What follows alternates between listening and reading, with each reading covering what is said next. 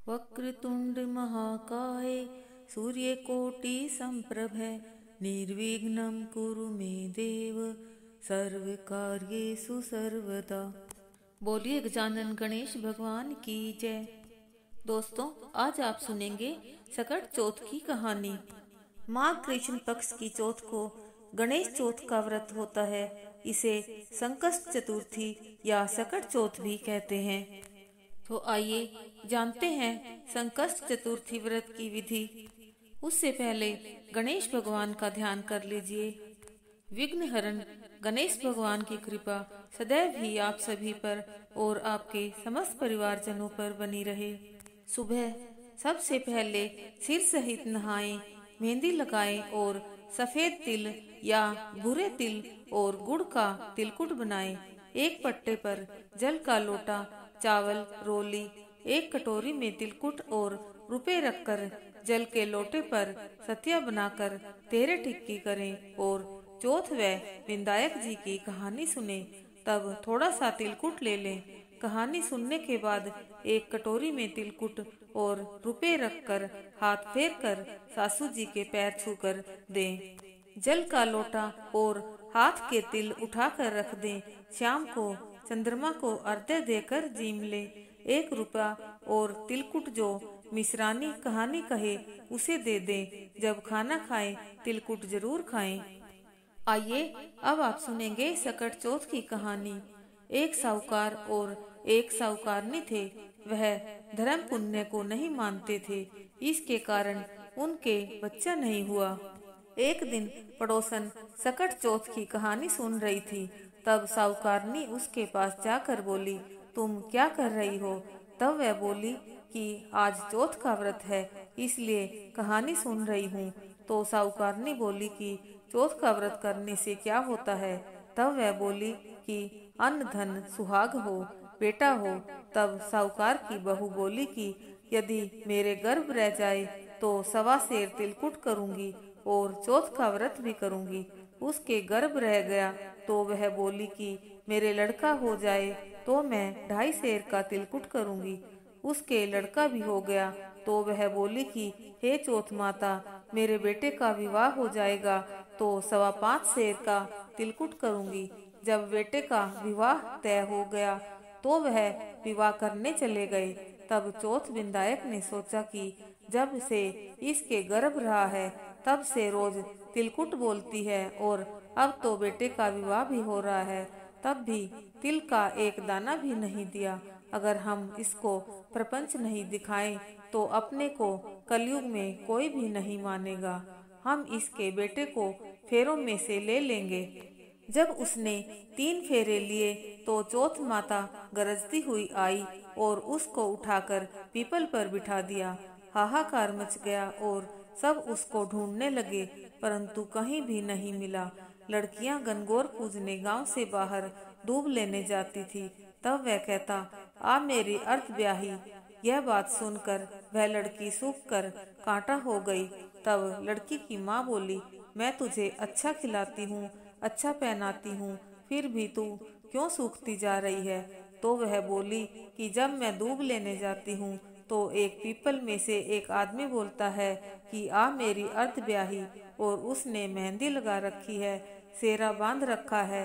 तो उसकी माँ उठी और देखा कि वह तो उसका जमाई है। तब वह अपने जमाई से बोली कि यहाँ क्यों बैठा है? मेरी बेटी तो अर्ध ब्याही कर दी और अब क्या लेगा? तब वह बोला कि मेरी माँ ने चौथ माता का तिलकुट बोला था, उसने नहीं किया और चौथ माता नाराज हो गई और मेरे को यहाँ बिठा दिया। वह वहाँ गई और साहूकारनी से बोली कि तुमने सकट चौथ का कुछ बोला है क्या? तब साहूकारनी बोली, तिलकुट बोला था। फिर साहूकारनी बोली कि अगर मेरा बेटा आ जाए तो 2.5 मन का तिलकुट करूंगी। गणेश चौथ राजी हो गई और उसके बेटे को फेरों में लाकर बिठा दिया। बेटे का विवाह हो गया।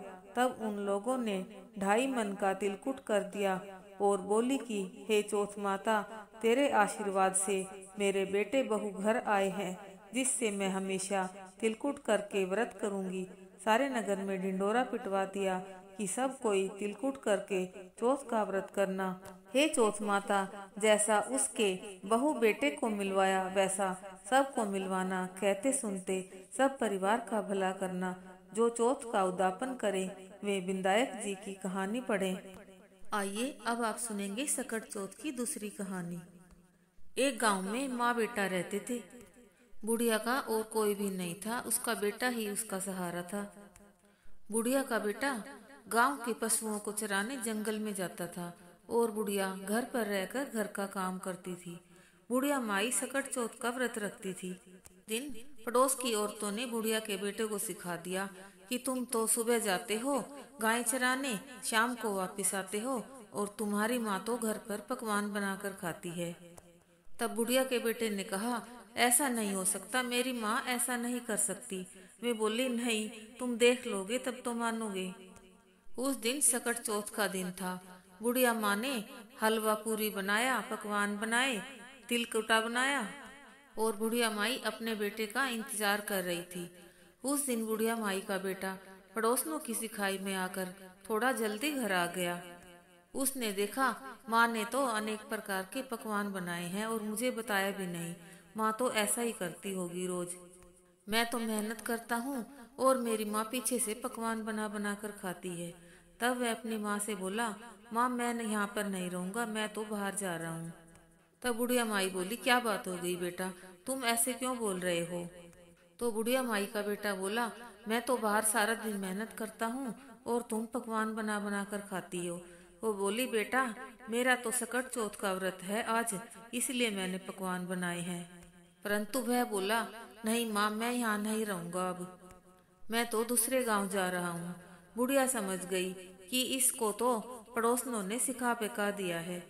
तब बुढ़िया माई ने सोचा अब ये नहीं मानेगा, तो बोली, बेटा तू नहीं मानता है तो ऐसा कर, ये तिल के दाने ले जा और जहाँ भी तुझे संकट लगे वहाँ पर तिल बो देना, तेरा संकट टल जाएगा। वह बोला, ठीक है माँ, और उसने अपनी माँ से तिल के दाने ले लिए और वो घर से निकल गया। चलते चलते बुढ़िया का बेटा घने जंगलों में पहुँच गया। वहाँ पर उसने देखा कि वहाँ पर जंगल में 2 शेर खड़े हैं। बुढ़िया का बेटा डर गया, अब तो तू नहीं बचने वाला। तब उसको माँ की याद आई, जो उसने पोटली में तिल के दाने लिए थे, उसने लेकर वहाँ बो दिए और कहा, जो मेरी माँ सत के व्रत रखती है तो मेरा संकट टल जाए और ये शेर गाय बन जाए। वहाँ पर तिल बोते ही दोनों शेर गाय बन गए और वहाँ से पूंछ हिलाते हुए चले गए। अब बुढ़िया का बेटा आगे चल दिया। आगे चलते चलते थोड़ी और दूर जाने पर बेटे ने देखा कि वहाँ पर एक बहुत बड़ा अजगर फन उठाए हुए खड़ा है। उसने फिर से तिल बोकर कहा, जो मेरी माँ सत के व्रत रखती है तो ये सांप रस्सी बन जाए। फिर क्या था, देखते ही देखते सांप रस्सी बन गया और बुढ़िया का बेटा वहाँ से भी बचकर निकल गया। जब थोड़ी दूर और चला तो उसने क्या देखा, एक बहुत बड़ी नदी उफान मार रही है। बुढ़िया का बेटा सोचा, अब ये नदी कैसे पार करूं? उसे फिर से माँ की याद आ गई। उसने नदी में तिल बोकर कहा, जो मेरी माँ सत के व्रत रखती है तो नदी 2 भागों में बट जाए। फिर क्या था, देखते ही देखते नदी 2 भागों में बट गई, बीच में रास्ता बन गया। बुढ़िया का बेटा रास्ता पार करके वहाँ से चला गया। आगे जाकर वह एक दूसरे नगर में गया। वहाँ पर जाकर क्या देखता है, एक बुढ़िया माई पूड़े बना रही है और साथ साथ रोती भी जा रही है। उसने जाकर कहा, बुढ़िया माई क्या बात है, तुम पूड़े भी बना रही हो और रो भी रही हो? उसने कहा, नगर में राजा का आदेश है कि 6 महीने में किसी एक के बेटे की बलि दी जाती है। आज मेरे बेटे का नंबर है, मैं अपने बेटे के लिए पूड़े बना रही हूँ। तब वह बोला, बुढ़िया माई तुम रो मत, तुम अपने बेटे की जगह मेरी बलि दे देना और ये पूड़े मुझे खिला देना। वह बोली, बेटा पूड़े तो तुम 6 सारे खा लो, पर मैं तुम्हारी बलि कैसे दे दूं अपने बेटे की जगह? वह बोला, नहीं माँ, तुम चिंता मत करो। तब बुढ़िया ने उसको सारे पूड़े खिला दिए और खा पी कर वह सो गया। रात हुई तो राजा के सिपाही बुढ़िया को बेटे को लेने आए, तो बुढ़िया माई दूसरे के बेटे को कैसे जगाए, वह हर जगह खटका करती फिरे। कभी बर्तन खड़काए, कभी दरवाजा खड़काए, कभी कुंडी खड़काए, लेकिन दूसरे के बेटे को कैसे जगाए।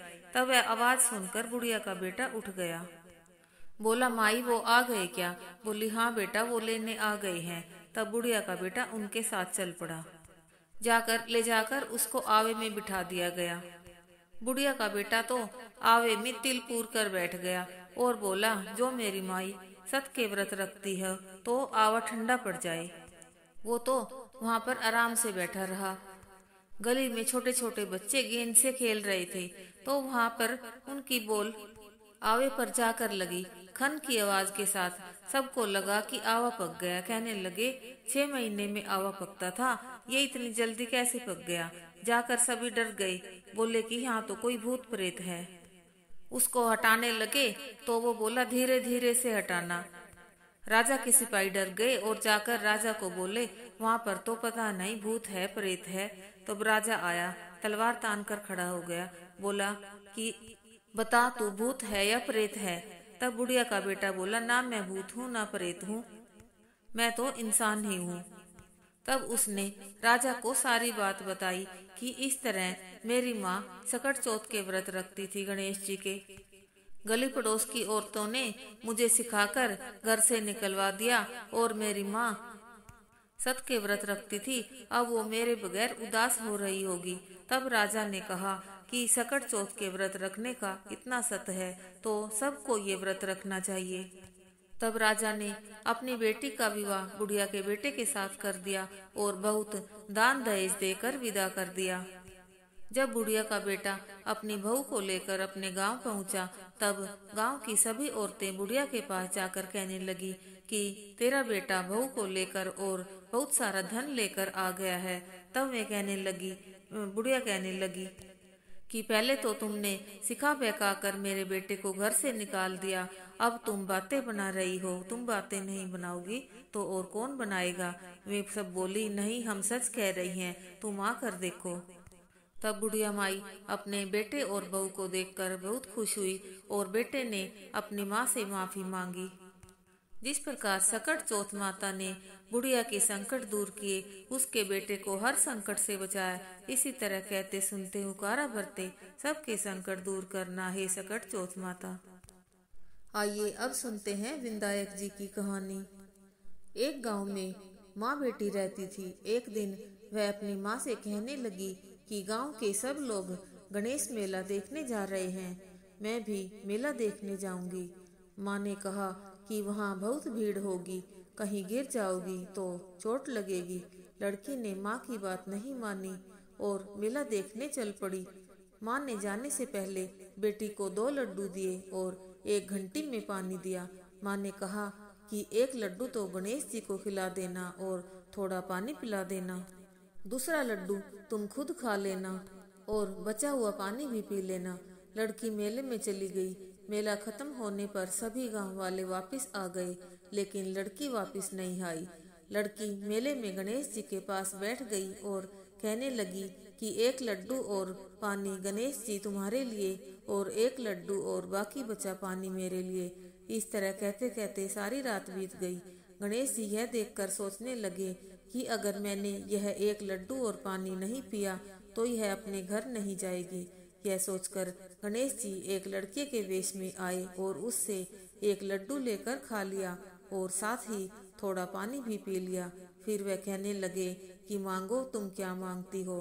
लड़की मन में सोचने लगी कि क्या मांगू, अन्न मांगू या धन मांगू, या अपने लिए अच्छा वर मांगू, या खेत मांगू, या महल मांगू। वह मन में सोच रही थी तो गणेश जी उसके मन की बात को जान गए। वह लड़की से बोले कि तुम अपने घर जाओ और तुमने जो भी मन में सोचा है वह सब तुम्हें मिलेगा। लड़की घर पहुंची तो माँ ने पूछा कि इतनी देर कैसे हो गई? बेटी ने कहा कि आपने जैसा कहा था मैंने वैसा ही किया और देखते ही देखते जो भी लड़की ने सोचा था वह सब कुछ हो गया। हे गणेश भगवान, जैसे उस लड़की की इच्छा पूरी करी और उसको सब कुछ दिया, उसे ऐसे ही हर किसी को देना। कहानी कहते सुनते हुकारा भरते सभी को देना। बोलिए गजानन गणेश भगवान की जय।